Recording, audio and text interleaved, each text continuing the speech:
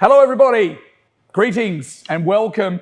Thanks for coming out tonight or staying in, if you don't mind. It's a happy Wednesday to you. We are broadcasting live. We are online all over the galaxy on the World Wide Web and just streaming, obviously, from the Malt Shovel Taphouse here in Bottigna. That's our set, the first of a series of amazing conversations. We want to talk with you and share with you the whole concept of crafting a circular economy, which I feel I do personally with beer, and we'll get to that a little bit later on. We appreciate you tuning in. Hello to our Kiwana Chambers friends, to the Sunshine Coast Business Women's Network as well, and a lot of people streaming on a heap of other socials. You can follow us on the socials and make comments tonight as well. My name's Todd. It's a great pleasure to be at the Malt Shovel Taphouse tonight.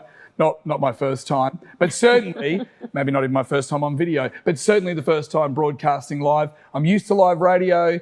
I'm not so sure about TV type internet stuff, but we appreciate you joining us. We hope you get something out of tonight. We will be saying all the details that we need to get across, all about crafting a circular economy. And right now you might be going, what is a circular economy? You might want to know how you can get involved, and you might also want an answer to the question, is lasagna spaghetti cake? I've got some great friends who are going to join in and help answer all of those questions, everybody.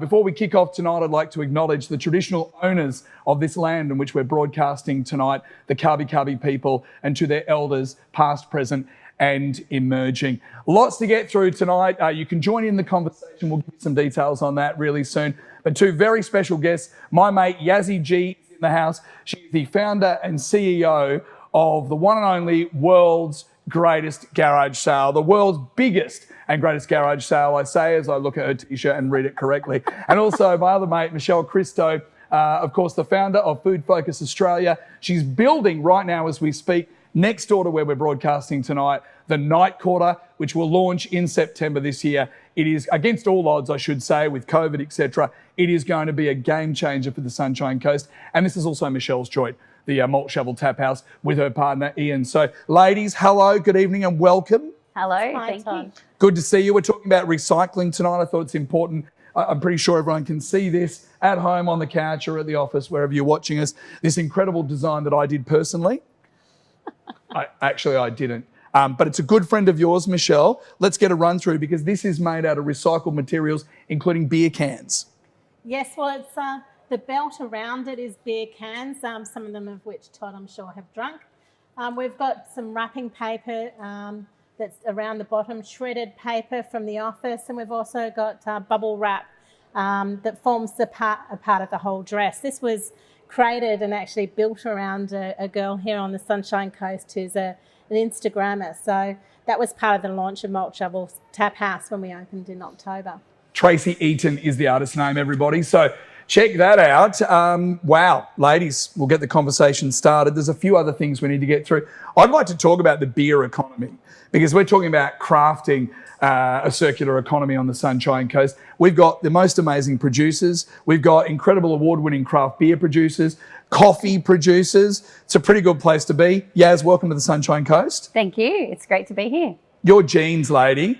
Yeah, they aren't just a set that you bought yesterday, are they? You have recycled those, of your circular fashion economy? Yeah, look, I tend to, I don't like to do the take, make, dispose thing. So I do like circular, and these jeans are pretty much as old as my marriage. I've been married for 21 years, and I think I probably bought these not long after meeting my now husband.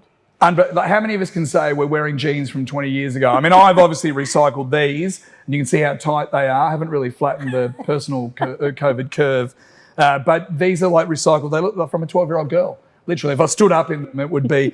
But what's the key? I mean, obviously, you've got great vision in creating a circular economy with the world's biggest garage sale. What you said to us off camera before we launched tonight, and welcome if you're just joining in now, you were saying you get up and jog in the morning. You run every morning, no matter what. I do. It's funny because I love to set goals, and I used to be puzzled why people, if you set a New Year's resolution or say you're going to do something, why would someone not do it? And, everyone stumbles every now and then. But I remember setting this goal back on, in fact, it was here on the Sunshine Coast.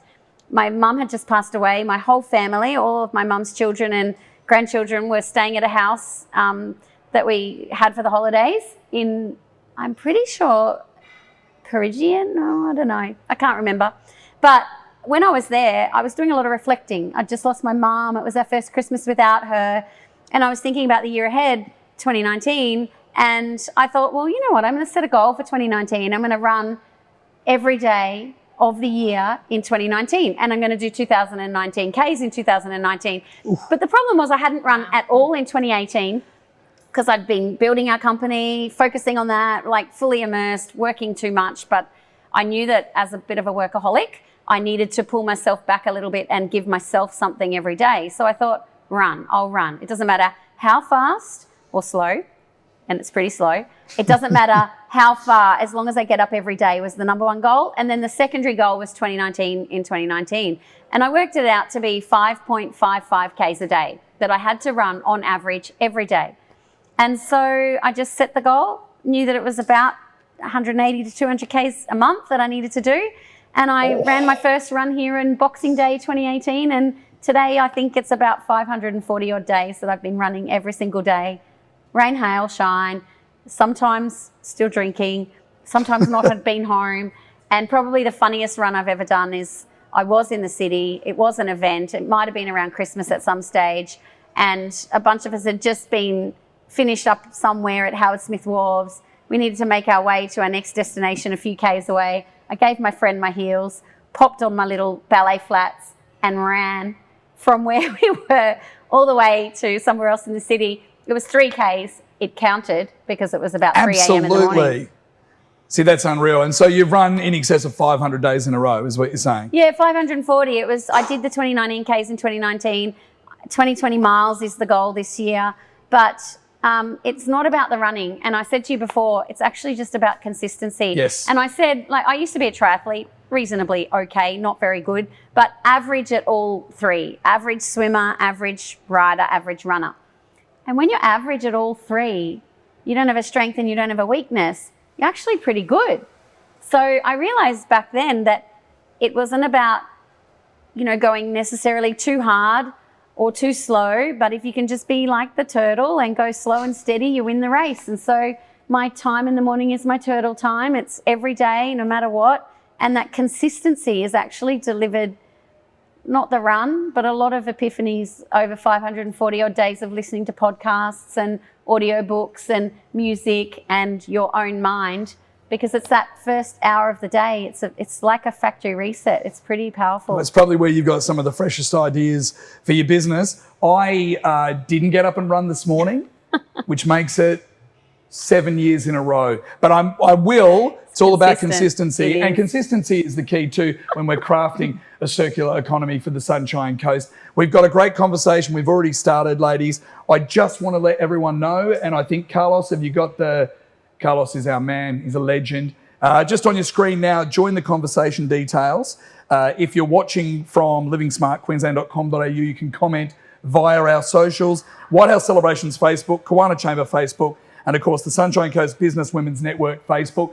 We want to know about your own crafting of your own circular economy. We would love to take some questions a little bit later. And we're using a hashtag tonight, hashtag CircularShiftSC.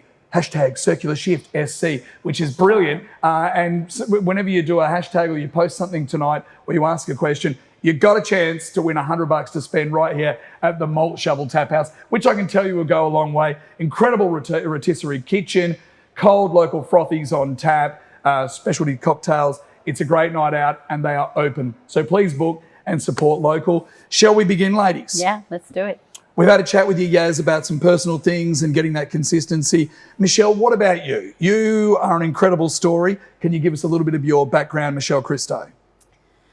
Well, I'm a bit on the consistency. It's about persistence. And I think that if you're going to achieve anything in this economy, it's about persistence. Persistency, would you say, is that a word? Pushing your way through, definitely. But I think when you're talking about the circular economy, I think if you want to know my story, I think I've been working in this sort of economy since my whole career, I guess, going back to working with the agriculture industry. And I worked on a project back in early 2000 with Sydney Fish Market, where I had to work with a lot of the fisheries, looking at what waste products we had in bycatch and actually look at ways we can actually utilise those products to increase the bottom line for the fisheries. So I looked at the fish frames and a lot of the discarded product that was just thrown into fish meal at the time, and looked at different ways we can utilise the products. And we, working with the fisheries, helped them create doi pack meat packs. We created stock, we created fish cakes, sausages.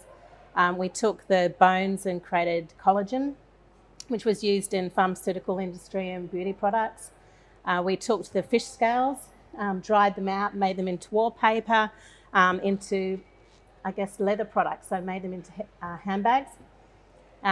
So there was lots of things that we could utilise in the seafood industry that created better returns than the actual flesh, which was only about 20% of what was being utilised in the seafood industry at the time. See, that's incredible. And you're also about sustainability. When you say, because this is a story that someone whispered in my ear earlier, thanks, Swanee, this wallpaper you created out of fish scales, what is that all about? At what point, Michelle Christoe, are you there going, well, we're doing this and we're doing that and that's fantastic and we're recycling here and it's a great circular economy? Do you know what? No one's making wallpaper out of fish scales, and wallpaper's back, baby. It's back in a big way. What was the story behind that? I think when you start looking into these sort of circular economies and sustainability and trying to find meaning for it, you incorporate it into your values and your beliefs and everything that you do. So everything that you approach with that thought in mind. So you're looking at what to put on a wall. Well, why not reuse something to create a wall? So fish scales seems like a no-brainer. And I believe, anyway. I feel like there might have been smoked fish involved or something before that. But look, maybe creative. a few wines. Yes, yeah, absolutely. You also at the time created your own language as well, a brand new language. Tell us about that. Well, at the time I was working with FRDC, which is the Fisheries Research Development Corporation, that helps manage the sustainability, of our seafood industry. And what we were finding at the time was people really didn't understand what the word sustainability meant. And so people were talking about it differently in media. So I created a forum and brought together WWF, the researchers, the retailers, the fishers, everyone across the industry, to actually talk about and agree on what sustainable seafood meant, so that we're all talking about it in the same way, and people could then start to understand what sustainability meant in our industry. So it was a really interesting project, and we created a white paper that industry then expanded on. We didn't agree on what the parameters were, but we agreed on what the actual meaning was, which was the world's first. I then went on working with the horticulture industry, because in Australian horticulture industry, a lot of our waste product that's not sold, the stems, the leaves, a lot of the product is just buried back into the soil. And it's not that it gives additional nutrition to the soil, it's just done because I don't know what else to do with it. So to create that more returns and make, the horticulture industry more sustainable as a business, we looked at ways that we could utilise those products. So we created value-add products. We also distilled a lot of the Australian your finger limes into oils and powders and made them into pharmaceutical products, into beauty products. And that actually created more return than the fruit and veg themselves. It's amazing. It's an incredible story. I mean, we could do exciting. And with you just going, what about this, and spitballing ideas and then seeing them come to fruition. Yaz, from the world's biggest garage sale, before we get to the background and find out how that all came about, if you're asking the question right now, okay, that's great, guys, but what's the very basics of crafting a circular economy? Can you give us a shot of that, a snapshot of the circular economy and how it actually works for the people and for industry and producers? Well, I look on the back of what you just said, Michelle. I think an easy way to describe what you say no-brainer, we say no-brainer too. I love that you say that.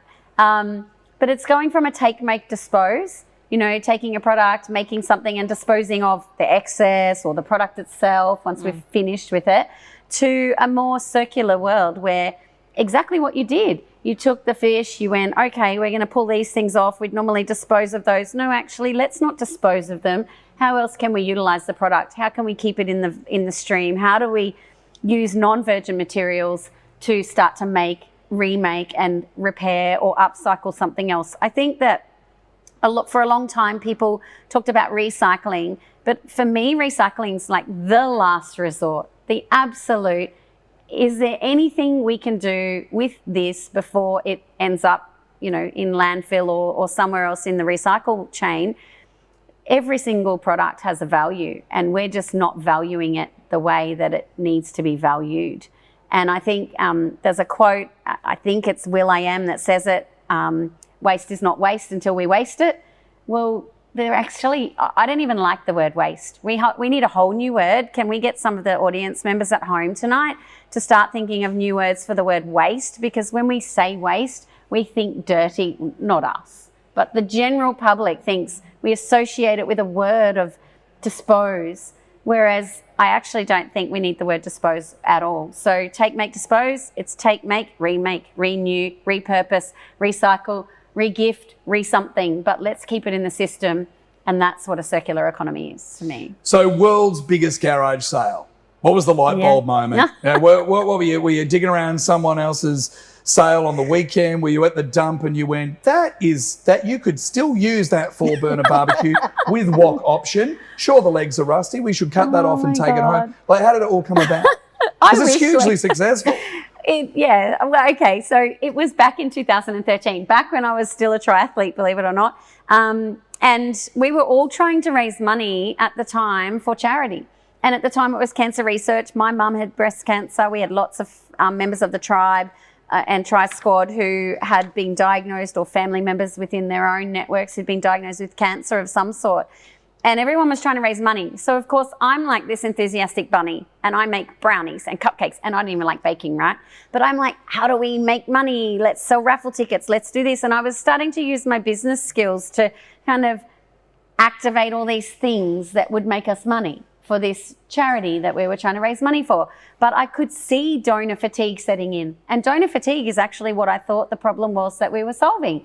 How do you solve donor fatigue? By getting people to give you things instead of money so that you can make money. You do all the work and they feel all the joy. And so for me, it was like, well, I've got all these dormant goods in my own home. I'd had things stuffed under the bed from when the kids were younger. I wasn't giving it to charity because I thought it was too good. I wasn't selling it online because I didn't have time. And so it was just sitting idle in my own home, waiting for that perfect friend or someone that would need it, and I would eventually matchmake it. But some of these assets and stuff sat there for years. And everyone at home, I know you're thinking, look in your garage, look in your drawers, look in your cupboard. How many phones have you got tucked away?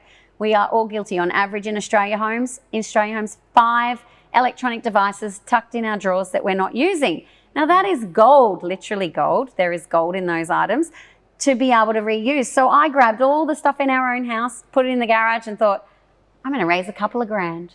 Anyway, then my friends and family started to give me their dormant goods, and I was literally touching and feeling at night after work everything that was coming into the garage, and my brain was starting to process, this is really good stuff. This is not what the stores are getting. Why are these people giving us this? And I started to ask the whys. Then our garage got too big, too chock-a-block. My husband was freaking out because he's a neat freak, and there was like, we had stuff all through the house just waiting for this event. But we had to move all the stuff down to a local hall, and we did it with friends and family and some Domino's pizza. And on the Saturday morning, our first customer arrived at about 3-something a.m. She stumbled over a fence trying to buy stuff. We weren't even open yet. And I knew then that we might have created something that was pretty big, the world's biggest, obviously. And we did $15,000 in revenue, which was pretty good, right? That's pretty good. I thought that's pretty good. Slapped it together, garage sale, 15 grand. It's surpassed all goals, but it wasn't good enough for me. I had a bum bag and 10 grand stuffed down my pants. Ooh. Whoa, we lost our lady. It's all right. She's already lost her head. She wants to come to the next garage sale, I think. We did an Uber. She might need it. Security, do you mind if there's too many espresso martinis? If you would just, We apologise for that. So, you can't fall any further, so we'll leave her She's there for safe the moment. now. Good. We might have an item for you next garage sale. I think she wants to come. But look, for me, I had a friend of mine said to me, do you know what you've done? And I said, we were on the same, his name's Alan Kepper. Big shout out to him. He's a legend. Keps. On your mate, thanks for tuning in. And I had all this money in my pants and I was like, we're going to do this again properly. So the next year I took a whole month off my job, did what I thought was the world's biggest garage sale properly. We did $60,000 in a single day and then donated all the money away. Did it again the next year, almost 100 grand in a single day. And it just kept getting bigger. And I thought, well, how do we make this a business? Because it's not about donor fatigue. This is about the stuff. This is about the joy that people who are buying products that are idle, unused, and effectively wasted. This is about bringing those products back into the economy. And I could see this circular economy building. And it was when I started to see the same products in the first year come back in the second and then go out in the second and come back in the third. I was like, oh my God, this is something that we need to scale. So I travelled overseas for work at the time. I was at a tech show. I said to my boss, I got to go to this garage sale and do some research. I spent 2 weeks on the ground and I bribed my kids. I said, while we're in Florida, you can do whatever you want. Have all the fun at all the worlds. But when we get to this island, it's work. We're working every day for 2 weeks. So we worked every day for 2 weeks at this big yard sale. They'd been running it for 58 years, so we were there to learn. We were really transparent. They treated us like we were Nicole Kidman and Keith Urban, Australian celebrities. They loved our accent, but we had so much fun working there. And when they generated $580,000 in 6 hours on an island with 24,000 people in the community, how many people live on the Sunshine Coast? 1 million, is it? Just under 500,000. Oh, Yeah. So think of a community like a fifth of the size of that, 58 years of garage sales, almost 600 grand in revenue, with products, again, coming back year after year. I knew that we'd stumbled onto something amazing and I knew I had to come back. I quit my job a week later, no plan B, no idea, no business plan, no understanding, no income. All in and just went, we're going to make this something. Don't ask me how, but we're going to do it. And consistency. Consistency. There it is. Absolutely. See, I did listen before. I thought this was a beer. I was busted a bit before, but it's Kombucha.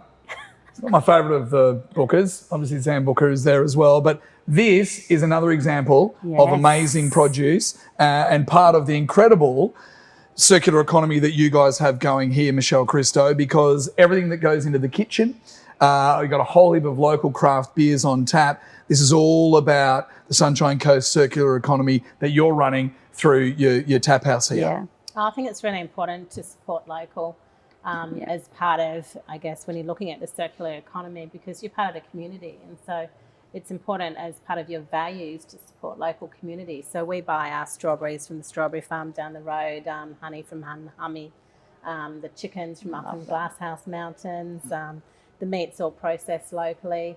I think if you don't support the local community doesn't grow, and it's important. And I think the Sunshine Coast is very good at doing this and supporting one another, and particularly we're going to see this post-COVID. The industry is going to even tighten up further and support local.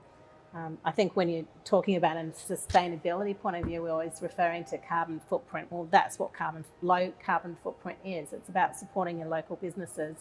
So they're not travelling halfway around the world, that you're actually consuming them locally. And it's going to be a lot better for you. It'll be full of more nutrients, a lot fresher, it'll last longer. You won't need to add all these different chemicals to make it last longer and all this packaging. So you're reducing the waste products going into landfill because you're buying fresh from local markets. You basically, everybody, get on board this entire Sunshine Coast circular economy, and you'll get the title. We should get T-shirts made up, Environmental Warrior, with like a. Remember we used to say it was hanging loose, wasn't it, in our day and age in the 80s? I think the kids call it shuckers now. Is that if my daughter's watching, she'd be like, "Oh, Dad, that's so cringy." Cringe, Dad, cringe. That's there's a few people watching now going, "I kind of recognise that guy." You would recognise me. My name's Todd. You recognise me from the behind scenes of my daughter's TikTok videos. I'm the dad who arrives on the scene and starts talking loudly because I didn't know they were filming. So I apologise for that. Talking about the circular economy, using local produce, people are asking the question, well, okay, that's perfect. We love what you guys have done so far. How do we now get involved? Besides coming down, booking and having a meal at any one of our amazing local establishments here on the coast, how do people actually get involved themselves and put their hand up and go, okay, well, I'm an accountant, but what can I do to help out with the Sunshine Coast circular economy? Yaz, what's your advice? Oh, look, I have a little saying, JFDI, which obviously is just forking do it. Don't wait. Like for me, I got taught really young, you know, if it's to be, it's up to me, but to do it in a non-selfish way. So there's very much a we, us, our philosophy in this new economy. And for us, it's, again, the norm. We've been living this way all our lives. When I was young, I got taught, if you want something, go out and get it. So pick up the phone, call an entrepreneur, volunteer, intern, knock on someone's door. There are so many champions here on the Sunshine Coast. And I can think of like Helen at Spare Harvest. She's a founder. She's built a technology platform. It's about sharing your produce that you've got in your own home. Have a look at what you've got in your cupboards right now. Jump on her platform, support the local businesses so that you can grow your economy. And if you're an accountant, I can tell you right now that your skills are needed in the startup and small business ecosystem. So go and do half a day, go volunteer at someone's organisation who needs your help, because there's only one thing we all have the same amount of in life, and that's time.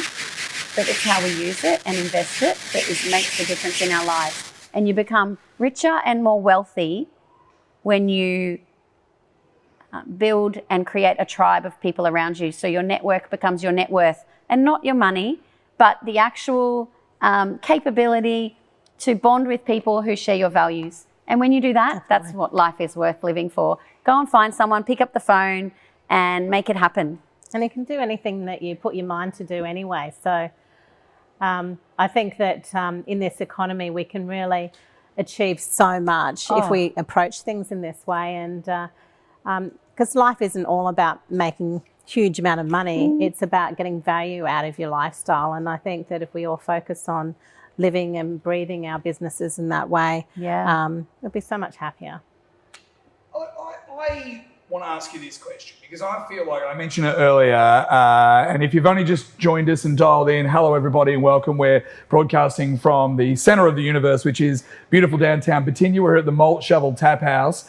Great to have you on board. We're going to get some questions from you soon because we were looking for a new word for waste, W-A-S-T-E, because you say waste and you think rubbish and dirt. I think I've expanded mine a hell of a lot during COVID. You know, it actually has given us a chance, hasn't it, for everybody to just stop, jump off the merry-go-round, throw the handbrake on and go, whoa, all right, we need a reset. And I know that's happening for a lot of my mates in their personal lives, with their family. Suddenly we've started to go, wait a minute, my priorities are totally out of whack. You know, I'm not, what can I do not only for my family, but for my community? And I reckon this is a great thing to have this conversation going now, because people are like, no, we're not rushing. In fact, I'm a bit afraid of everyone rushing out and getting back into their normal lives again. It's so good we can come here and have a meal and spitball some ideas and have a chat. But everyone, I think, has just slowed down a little bit and they're starting to look outside their own zone. Am I an environmental warrior, Michelle Christoe and Yazzie G, when it comes to the beer economy that I've created? So if you think about, like I keep mentioning, we've got some really amazing, we've got almost a dozen incredible local craft breweries, award-winning craft breweries as well. From Heads of Noosa to your mates here at Warana, to Moffat's Brewing Company at Moffat Beach in Caloundra, up to Mullaney to Brouhaha. And so all of these guys are all about crafting a circular economy. That's what they do all the time. Even in the brewing process, when you get to the spent grains at the end, I mean, a lot of that stuff gets picked up by local producers and farmers. That's fed to their animals, to their livestock, used in their produce, in their farming. I mean, so what I do is I get involved in that. I buy the beer locally. I drink the beer. Then with the empties, I go to Technology Drive in Warana to the bottle community. And I hand all those over, and then they give me cash, 10 cents per item, per vessel. And then what do you think I do with that money? Buy some more beer. Buy some more beer. Yes. But it's a circular economy. And I'm not saying I deserve the Environmental Warrior T-shirt, but it's there. It's there, right, Michelle? And again, just reiterating, the more we support our local businesses who are supporting local producers, that's a way you could get involved, is ask the question of places like the Malt Shovel Taphouse, how much local produce are you using? It's pretty much 100%. As much as we can. I mean, there's some things you just can't get in Australia. But caviar, for example, that's what's not on the menu. It's fish eggs, by the way. But we've also built NightQuarter next door, which will be opening soon. Well, this is what I wanted to ask you about, because there's a huge amount of recycling in that, and it's it's a game changer for the coast. Oh, definitely. The whole idea of NightQuarter is to bring community together in a common place and foster and incubate new ideas. So when we're talking about these sort of ideas, that's what this site is all about. It's made of a lot of recycled materials like ex-Queensland rail containers. The grass, like here, is from artificial grass from grass courts that's been reused. This grass here, I don't know if you can see it. This was from Pat Rafter's tennis court. Maybe not this. I can't guarantee it was, but it sounded good when we were. It did. But this is what this whole NightQuarter is going to be about. Yeah, the decking's all reused. The fencing, we've got roof materials that have been reused. We've tried to reuse a lot of the construction materials in the whole site. And as you walk through, you can see how we've reused these items. A lot of old chairs have been recycled, made into enchanted chairs with moss and all sorts of things. So you'll find it interesting walking around. But one thing that we've launched as part of the site is a repair lab. So during COVID, we've been promoting to the local community to come forward with their creative ideas of things that they've learnt and fostered during COVID, which has been really exciting. We've had some amazing initiatives. Like we had this lady, Gretchen, who came in here the other day, and she's taken, I know you're not going to like this, she's taken her husband's ties that he never wears anymore and made them into little fabric roses. And so she showed us how to do that. We had I think that's a great idea. I mean, do I look like a guy who wears a tie? I don't. But that's great use of recycling and spitballing ideas. We had an 8-year-old girl show us how she'd been making little dolls' houses and beds and clothes and everything out of old fabric. We had an old lady show people how to knit. People don't know how to knit anymore. People don't know all these old skills. So, you know, sorry to interrupt you. Bringing these skills back and teaching them to people. So we'll be doing demonstrations, workshops, displays, just, I guess, fostering these sort of ideas and helping people on their journey to create these new careers in this space. Will you be doing a knitting course? And am I correct in saying it's knit one, purl one? I've got your bit booked into the first one. Great, I'm happy to do that. Yeah. That would be fantastic. I can see you knitting. See, because a lot of people have created their own life hacks during COVID. And again, you know, we haven't been that happy with coronavirus, but for our community, it's given us a chance to throw that handbrake on and come up with, you know, looking at new ways for sustainability. The one thing we need to talk about too is jobs. Like, you know, crafting this circular economy keeps people in jobs, it creates jobs, and they're all local as well, and that's so important. It's critical. I love what you're saying, and you know, on the ties thing, we had one of our, a lady that we work with, we had maybe 100 or so ties, and she took them all home and we said, what can you do with them? And she's made them into these beautiful pouches with zips that were recycled, and we've now got these beautiful brand new products that are lined from materials that were waste products, you know, clothing and shirts, and they're actually now a resource, a product and a renewed item that can go back into the economy as a valuable resource. And in fact, I had a visitor to the warehouse last week. She saw these pencil cases with the zips. One was made out of a tie from the Commonwealth Games in the 80s. And she's like, I want to buy that pencil case. Put that down, I'm buying it. So when you talked about these new skills, I actually think they're the old skills. And we talk about at our organisation that, you know, it might be controversial to some, but, you know, Mother Nature has locked us in our bedrooms, kind of like the way my nan put me in my bedroom when I was young if I did the wrong thing. And I had to stay in my bedroom until I'd learnt my lesson. And I feel like COVID has put us all in our rooms until we've learnt our lesson. And we've learnt our lesson about community, consumption, this consciousness about connectedness, and this creativity. And we called it share the sugar and borrow the butter. When was the last time you knocked on your neighbour's door to borrow a bowl of sugar? I used to get sent to the neighbours as a kid to do that all the time. As an adult, we don't do that. We drive down to the supermarket, buy a whole new thing of sugar, and we might only need a cup, and then that 750 grams of sugar will sit in our cupboard, and will we use it? Maybe not. So it's literally about just that, going back to creating these new skills, not creating new skills, but going back to the old skills, sewing, knitting, crochet, creativity, things you can't, dare I say it, nor should we necessarily have robots doing that work. We're all about, in our organisation, creating jobs that provide meaningful pathways to employment, where people can go, yeah, I can turn that pallet into a lounge and those chairs into something else, and I'm going to grab those fish scales and make wallpaper. That's the sort of stuff that we need in the economy more. And we've been locked in our rooms, we've learnt our lessons, and now as we come out, it's the responsibility of community to come together to support one another so that we don't go back to our old ways. Michelle, what are your thoughts on that? Knocking on the neighbour's door, can I borrow half a cup of sugar? Can I have a bag of tacos? Can I borrow $20? Is it time that we started doing that and coming out of our shells a bit more? And let's bring back street cricket. Bring back street cricket, everybody. Everyone get involved. I have to say, during COVID, we've really gotten to know our neighbours really well. You bump into everyone walking around the neighbourhood. People are actually conversing a lot more, where I think we'd started becoming very silo in terms of our living in the local community. And that's something I've been sort of watching for a while, and was one of the reasons we came up with the whole idea of NightQuarter, was because we felt people needed to get away from their TV screens, get away from their phones, and actually just start communicating with one another. People have forgotten how to just talk and have relationships, like proper ones, not friends on Facebook, where you've liked someone. So we really need to just go back and redefine. And as you say, I think COVID has done us a favour in that way, and we should really embrace those learnings moving forward. And I think it's an exciting time. Yeah, rekindle the community conversation, 1.5 metres apart, of course, and don't touch your own or anyone else's face. At this stage, that will all change again.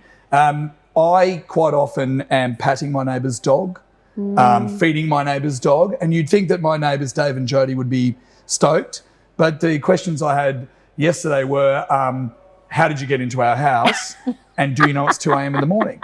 But still, we can all reconnect and get involved, everybody. Back onto the NightQuarter too, Michelle Christoe. Live musicians, local talent, again, that's someone's job. There's going to be a whole heap of food vendors, all using local produce. What you're creating there, again, is, as we continue going on about it, that circular economy. Just before you were waiting to come and join us online live here in Batinia tonight, we were listening to the Finns, and they're an amazing local band. How good is that? You're going to be able to do a heap of that, along with, I'm sure, getting Barnsey here at some stage. Oh, we're going to get some fantastic acts, and we've been booking into next year, sort of, I guess, on the assumption that we're going to be fully up and open to be able to have the big concerts moving forward. But we are an outdoor festival environment, so it is considered a lot safer than, say, an indoor venue, where we're very fortunate, I think, moving forward. We do have 5 stages, which is really exciting. So we're going to be creating as many opportunities for local musicians to perform. Generally, we have about 20 a weekend. So we do support a lot of local acts. We have live art. We're going to establish a street art gallery with QR codes around. I guess taking a lot of recycled or sort of old materials and getting people to paint on them. So we'll be looking at different surfaces and different materials so that artists can sort of play around with new styles in terms of creating artwork. So we're quite excited about exploring that street art in a different format. It's so good, right? I know I keep saying it's a game changer, but it's going to be a destination, another great destination for the Sunshine Coast. And good to be able to teach our kids too about, because I had a tour the other day and it's nowhere near finished, but it will be in September. And it blew my mind. But I know how much work is still to go. and that's local jobs. We've and only that's got local like people. 4 to 6 weeks to go, so we really don't have much more construction. We should probably to wrap this up happen. then and get going. What do you need me to do? I'm good on the end of a shovel. But no, it is going to be great. And as I mentioned, almost 50 food vendors, and they're all sourcing locally, and the majority is local produce. And using compostable packaging as well. Yes. So we've got sustainable principles as a company, and so we've looked at all the different areas of the business. We're putting in solar. We're putting in a lot of like all the plastics get recycled and the money goes to Wish List, which supports the local hospitals. We've looked at each area of the business and are doing our best to run it in a sustainable way and create different initiatives. And COVID has just given me way too much time to come up with ideas, because I've got a whole year's worth of events to roll out, including running a sustainability fair. So I'm so excited to meet you, because I'm sure we'll do some things together. And we will, definitely. Yes, I've got some tapes. We're had a fostering conversation ideas here tonight. I know. Well, what did you say beforehand, Michelle? You're like, oh, I need these cassette tapes. I said, I've got cassette tapes. So obviously through our, acquisition of products, the way we mobilise products in the economy, we end up with all sorts of different products. And one of the things that we love is when we get people to give and to move and to, get rid of their own stuff, businesses and commercial.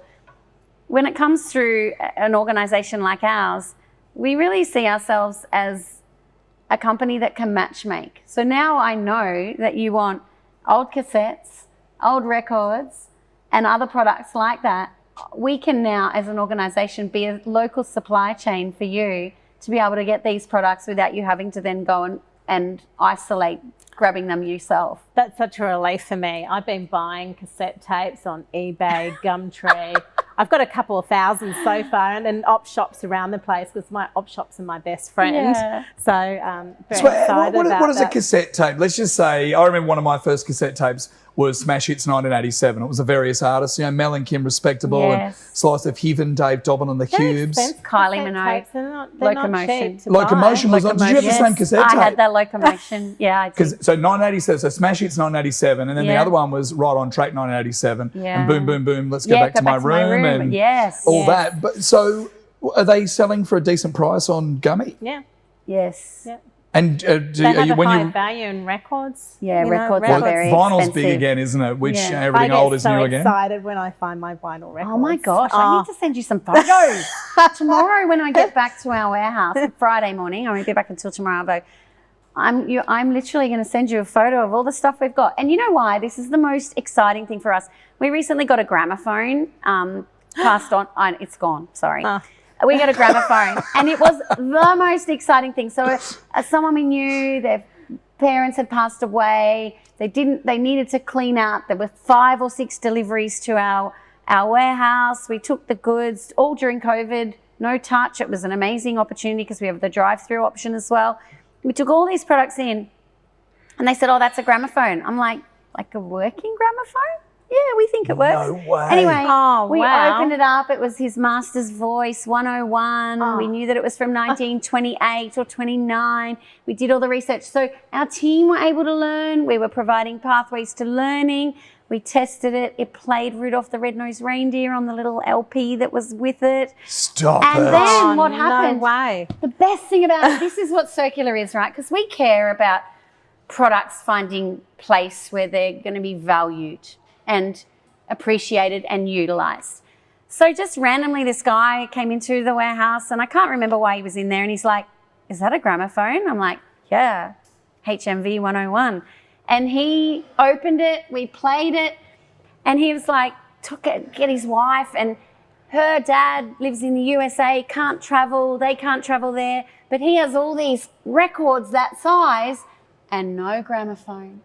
And they were just in awe of the fact that they could buy this gramophone. They wanted the story of the original owner. We provided them with all the data, and we were able to see this beautiful, traceable, trackable, transparent relationship occur where it wasn't, I'm going to buy that gramophone. It was meaningful, like the records for you and the tapes and these things that people need. And it's about filling the need and finding the right pathway for it. And sometimes it's sales, sometimes it's gifting, sometimes it's just a random collision of providing something to somebody that they need more than the person that owned it in the past. What I love about that too, Yaz, is that it's just blown up deluxe in these people's lives. They're like, we literally have a working, fully operational, 100-year-old gramophone. Do you know how hard they are to find? Oh my God.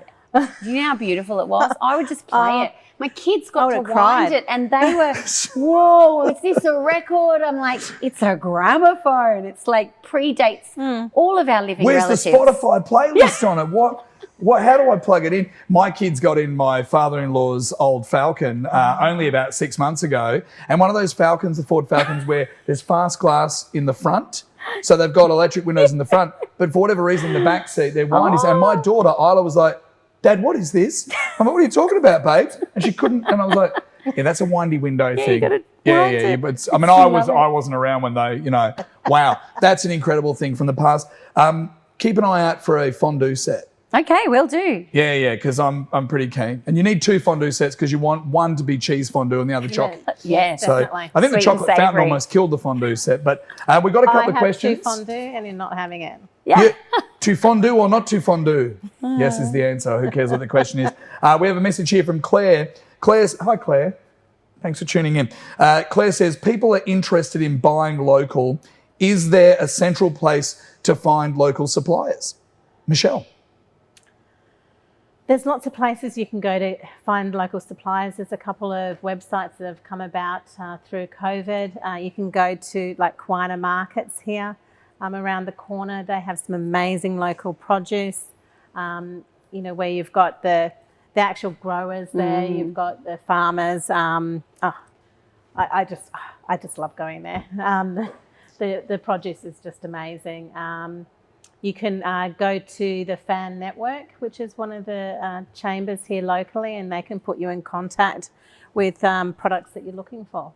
Because if you go to the Kiwana markets on a Saturday morning, which are back open, or the Andina Farmers Market, your Monday markets, like a lot of that's great local produce and really good stuff there. Claire, I hope that helps a little bit. Question from Sharon. Hello, Shaz. How do we change our culture to plan reverse engineering of appliances or clothing? Second question, second part of that, how do we convince people the benefits of spending a little bit more? Yes. So just extending their spend for something that's, that does last longer. Look, I think I can speak on behalf of, I have an engineer on my team and she was a mechanical engineer, been so for 20 years. And when we found each other, it was like her heaven because she was talking about manufacturing for circularity 20 years ago, back when, it didn't exist. And so there are a lot of manufacturers now, and there is a big movement at the corporate level where the pressure, wherever it might come from, or society in general, with the changes that we've been going through, where sustainability and responsibility is now not just happening here on the ground, it's happening up in the towers where it needs to happen so that products are being manufactured for circularity and sustainability, for deconstruction and reconstruction, so that waste is not where it ends up. So that is actually starting to happen, and I think the best way you can do it is with your wallet, exactly what you just said. You are better off going and purchasing something that might cost you a little bit more, but know that that additional value is going to return on the investment through the longevity of the product. And there is pressure also around right for repair. I love lots of repair cafes where people can learn the skills and understand. We had, I think, a toaster come in the other day in our warehouse. It wasn't working. We had it looked at by a professional. It was like a big giant crumb stuck somewhere. It wasn't even an electrical problem. The toaster was fixed. It goes back into the economy, back to the original owner, and they didn't spend any money in order to do so. And it's just about an education piece. I think that community centres, clusters of communities coming together to share knowledge. And again, COVID's taught us that the entire velocity of a company's innovation was transformed in a matter of months. And things that would normally take 2 to 3 years to deliver in big corporates were being delivered in a period of 6 to 8 weeks because businesses had to change, innovation had to lead the way. And it wasn't just the CEOs and the C-suites making the decisions and driving the change. It was the whole entire Zoom screen of your team, from the youngest and newest to the oldest and most experienced, and everyone was having a voice. And when you bring people together like you're going to do in your beautiful new space, it is going to transform the community. People will spend more, they'll make more, they'll take less, and they'll circulate more through communication and connectedness. And education. And education is critical. We have to talk to each other, learn from each other, and share with each other so much more. I've got a couple of little comments here too from the people, so thanks very much. Words to replace the word waste. Yeah. Because Yaz, you've taken a distinct challenge, dislike right? to the word waste. Okay, spare. Oh, yeah. S-P-A-R-E. I like. Spare. So it's not so much it's waste, but it's spare stuff. Oh, yeah. I like. Don't forget if you've got a spare fondue set, contact me later. Input. Yes, input's a good one. Yes. Yep. Upcycle, which we've heard before, but that is I like excellent. upcycle. Hashtag reverse garbage. Yeah, that's a good one too. We love reverse garbage. Or if you're Noosa, garbage. Garbage. Yes. Resource opportunity. What about that instead of waste? Because we talk about resource management, which is really, garbage trucks and the way we do things with our Sunshine Coast Council. But that's pretty much as resource opportunity. Yeah. What are the opportunities to give these resources another life? Yeah, I like that. Like those suggestions? I like opportunity especially because it's about uplifting and seeing possibility, not seeing the difficulty. Hey, Michelle Christoe, we've almost got to say goodbye to everyone. An hour flies by like that. It's been an hour. It has almost been an hour. Crazy. And they're calling last drink, so we should really wrap it up. No, I've really enjoyed this. Michelle, do you have any closing comments to encourage the people? Because I think we've all had some amazing light bulb moments tonight.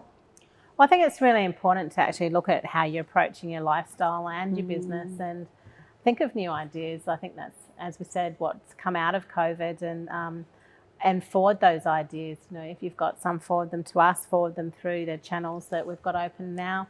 And you don't know what will come out of it. There's lots of opportunities to work together in the community. Well, this is the whole idea of this conversation series is we've started the conversation, but it doesn't have to end in 4 minutes from now. We'd love to hear your thoughts. We'd love you to send emails, hashtag stuff, copy us in on everything, and get on board the world's biggest garage sale, because there's a lot going on between now and Christmas 2020, even though it feels like this has been the longest year of our lives. Are we not at 2023 yet? Gosh, it feels Come on, like 2021. We need to rename this Glen 2020. We've got a prize winner as well. Thanks, everybody, for getting involved with us tonight. Sharon Grimley. Grimmers, congratulations. $100 to spend here at the Malt Shovel Taphouse. You need to claim that prize. We had to be here to win it, didn't you? I'll keep $10 for you. No, well done. Congratulations. Michelle, thanks so much to you and Ian for having us here at this fine establishment. We shouldn't not give it a plug. What are we doing this weekend at the Malt Shovel Taphouse in Batinia? Oh, thank you. Well, we'll be starting our music program in a week's time, leading into July, so we'll have live music again. We did have our first performance this week, which was really exciting. So we believe very firmly in supporting the live music industry. We've got all our rotisserie meats. We've got beef brisket now, which is one of our new products. So, beautiful. Yep. Locally sourced everything. Lots of good food. None of it's fattening at all. No, of course not. She says she's encouraging live music and that, but just before COVID hit and I was here on a Friday night, when I was out the front in my underpants singing My Milkshake Brings All the Boys to the Yard, that didn't go down so well. Yaz, thanks so much for being with us here on the Sunshine Coast. In a nutshell, what's the next big step for the world's biggest garage sale? Oh, look, well, we're building circular economy precincts right here in Queensland and looking for expansion opportunities so that we can bring communities together. On the same point you said before, Michelle, it's about collaboration, not competition. We call it co-opetition. We're here to actually move a market and to really reshape the way that we see resale retail so that it becomes the norm. And look, the trends are globally that it's growing faster than retail. So have a look at what you got in your own homes, get in touch with people like us. We can certainly assist in mobilising those products and putting them into the right locations and places and spaces so that they can have life after their first life. And both Michelle and I have been eyeing off that incredible recycled shoe. Sadly, you don't have it in a men's 11. No. What's the situation with that, really quickly? Oh, look, we rescued these these were returns. So design shoes, one-off designs, went out to the buyer, didn't fit the buyer and then got sent back. So these were returns. We did a big circular economy pop-up in Brisbane City's mall as a test product. We ended up having 2,000 pairs of shoes in the period of 12 weeks. Go back into the economy. Normally $200 to $300. It is a Shoes of Prey shoe. So you can't actually buy them anymore. And we were selling them for $49 each. At the moment, we've got maybe 600 or so pairs left. There's a small selection on our website. You can check us out. Just Google us. But we really are all about making sure that these get on the feet of people that they fit. So I have like 50, 60 pairs of high heels at home that I'm never going to wear again. What do I do with them? Jump onto our website, register online. Yeah. We'll organise to collect those and have those mobilised from you, and we'll put them back into the economy, provide you with the capability and capacity to see this little badge, the Sustainable Development Goals. That's really what drives our entire business. It's all about ensuring that by 2030 that we can be a massive contributor to action for SDGs, and we call it GSD for the SDGs, get shit done right. So if you've got all those shoes laying dormant in your house, then let's mobilise them. Let's put them on the foot of somebody that needs it most. And sometimes that could be a woman escaping a domestic violence situation. It could be someone trying to get a new job and they don't have the confidence, capacity and capability to be able to afford something that would make them feel special. So it's for us, we do all the hard work. You provide us with the product, we'll do all the hard work, and then you'll get all the glory when we tell you the story. And then you know what happens with those products when they go back into the economy. They create jobs for people, planet and purpose. Michelle Christoe, I'm just going to put it out there now. You do all that stuff. You're a fashion hero. I agree. You're a hero of the people. That's what it's all about. We really appreciate you joining us tonight, everybody. The conversation does not end here. We'd love you to continue looking us up and checking us out with the hashtag CircularShiftSC, which is what we're creating here on the Sunshine Coast is amazing. Our mate Sharon at the council, just behind the scenes, threw this together. So thank you very much to Sharon, to Carlos as well, setting up the Duvalaki camera thingies. And is that your sister or your beautiful wife, Carlos? And now it's awkward. So, but lovely to have you guys here, to Min Swan and the entire crew. We really appreciate it. Was I going to get inappropriate at one point? I mean, I don't know. No. Hard to know. It's been great, ladies. I've had the best time, and we talked a lot about fashion, of which I know nothing about. So, you know, you can touch this jacket later. I will. Yeah. I need to touch I don't know, that is it velour? I think it's velour. Do you call it velour? Is that the... Yeah, I would call it velour. I feel like I need to take it with me, to be honest. It's like, you're right on brand. You can't wear a jacket like that. I'm going to have to talk to the guys at Suits Direct, who, can I just say, this is being recycled from 2 Christmases ago. Nice. So I always wear it for Christmas carols, right? Thanks so much for being with us, everybody. We're going to do this every month. So as I say, the convo, the chat hasn't ceased right now tonight. We'd love to keep the conversation going. We'd like you to get to work tomorrow or at home as soon as you hang up from us. Do you hang up when you're online? As soon as you, anyway, however it works. Okay, check the middle-aged daggy dad. However it works, we'd love you to tell all your friends about it. Right now, we are working hard with you to craft this amazing circular economy for the Sunshine Coast. As I say, we'll do it every month through until November. The next one, I believe, is going to be at Your Mate's Brewhouse, award-winning beer makers there at Technology Drive in Warana. So we'll catch you in a month's time. And then I think we're talking, Swanee, about going up the mountain to Maleny to Brew Ha Ha. We could keep, all the local breweries, if we do it from here, like the Malt Shovel, and we could just be going till 2023, literally. So anyway, thanks so much, everybody. We really appreciate it. We hope you've learned something incredible tonight. And if not, just had a laugh and just basked in the glory of these incredible ladies who are changing lives and changing our environment for the better. Thanks so much, girls. Thank you. Cool. No worries.